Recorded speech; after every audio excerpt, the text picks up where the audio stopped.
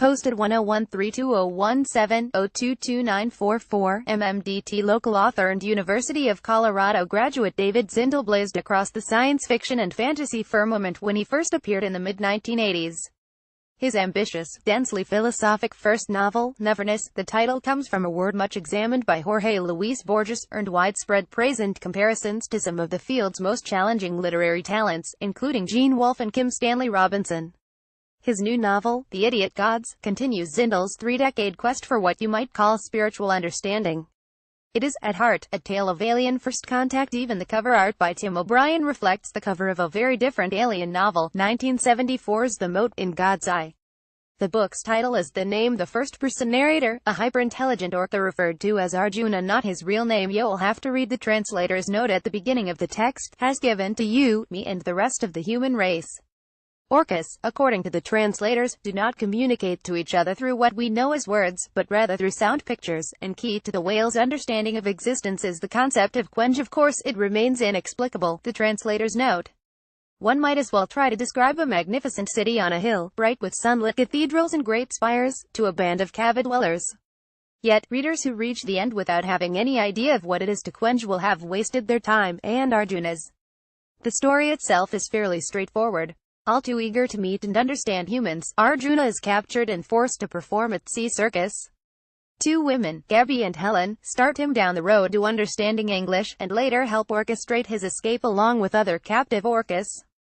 At their remote seaside outpost, the women continue to tutor the orca, who swiftly picks up not only English but a host of other languages, even an Elvish tongue from Tolkien's Middle-earth. He becomes conversant in Nietzsche, Descartes, Hegel, Kierkegaard, and even to the extent anyone can the Tao. He even comes out on top in many debates with the nasty fundamentalist, Christian apologist and representatives of other religions. And he soon begins pondering humanity's oldest questions. What is consciousness? Why is there so much pain in the world? Hey, God, it's me, Arjuna. But other whales have warned him against such dangerous meddling. Do you have any idea how many of the word painters have tried to speak with the humans? One asks, using the orca's name for themselves. If you cleave to them too closely, either their insanity will become yours or else they will murder you. Indeed, he soon comes to hate humans, and himself, because in his hatred he has become like them. But eventually, Arjuna takes a surreal trip on which he converses with long-suffering ocean life, from pufferfish to a deep-dwelling representative of the old ones. He will eventually emerge with a new perspective on the humans he had grown to hate, and committed to saving the world rather than destroying it. Whether the novel is science fiction, fantasy, or something else is hard to say, and perhaps beside the point. It calls to mind everything from Daniel Quinn's Talking Gorilla treatise, Ishmael, to Richard Adams' The Plague Dogs, Arthur C. Clarke's young adult novel, Dolphin Island, and even Carlos Castaneda. But for much of its length, it is simply a scream of rage at humanity from, one suspects, Zindell himself. Once Arjuna has gained an understanding of all things human, he and other orcas tally up humanity's crimes, not just big issues such as animal captivity, nuclear weapons, catastrophic climate change, ocean-destroying pollution, war and slavery, but also Viagra to excite their disease, drain-it-out males, the very existence of a concept like schadenfreude. Human beings took a sick joy in the taking of joy at the anguish of others, and acid rap. Mixed into the commentary is the occasional debatable notion, the idea that saving someone, whether human or animal, is merely exerting power over them, and therefore demeaning, and promotion of the dubious postmodern idea that there is no truth independent of perspective. Zindell's message is never in doubt: to be human is to hate and destroy and murder. Arjuna perceived in our derangement of sense and soul a willful debilitation, as if we human beings are an entire race of sleepwalkers moving through a nightmare from which we refuse to awaken. Yet for all that, redemption is not foreclosed, and Arjuna refuses to despair. Do not be afraid, you can be good.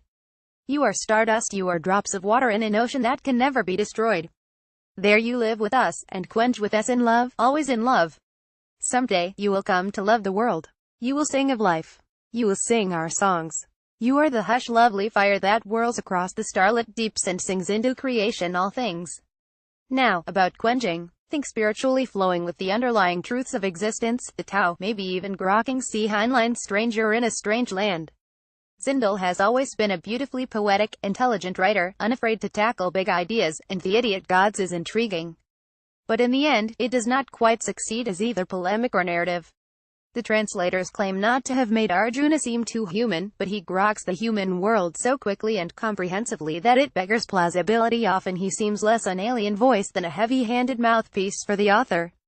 For as that old saying goes, if humanity ever truly meets aliens, even terrestrial ones, they will not only prove stranger than we imagine, but stranger than we can imagine. See Ted Chiang's brilliant novella, Story of Your Life, basis for the hit 2016 movie Arrival.